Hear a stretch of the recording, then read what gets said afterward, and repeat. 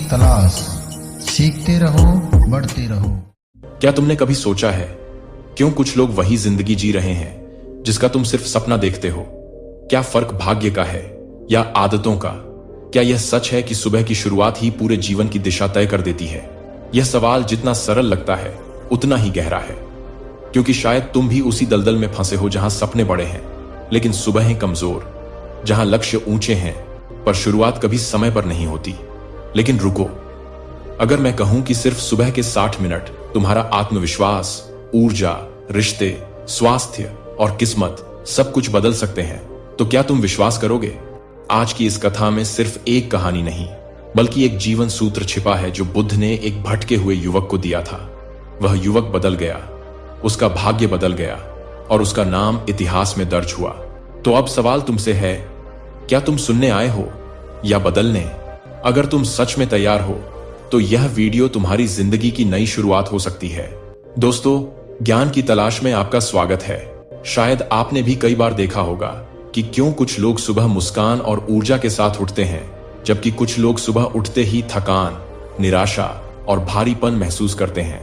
क्यों कुछ लोग जीवन में सफलता, शांति और सम्मान पाते हैं और कुछ लोग संघर्ष, क्रोध और हताशा में जीवन बिताते हैं? इसका जवाब किसी किताब, तारे या भाग्य में नहीं बल्कि एक साधारण सी बात में है, और वो है सुबह की आदतों में। यह कथा बुद्ध के समय की है। एक युवक था, नाम था सम्रगिरी। वह बुद्धिमान था पर सफल नहीं। उसके मन में सपने थे पर उसकी सुबह कभी जागती नहीं थी। सुबह सूरज आकाश में चढ़ जाता लेकिन उसकी आंखें खोलने की इच्छा नहीं होती।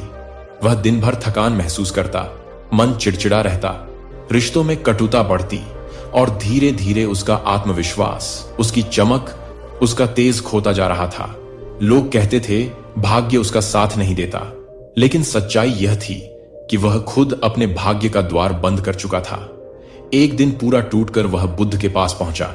उसकी आंखों में दर्द था, उसकी आवाज में कंपकंपाहट। भगवान, मैं जीवन में सब कुछ चाहता हूं, धन, शांति, सम्मान, खुशी, पर सब कुछ हाथ से रेत की तरह फिसल जाता है।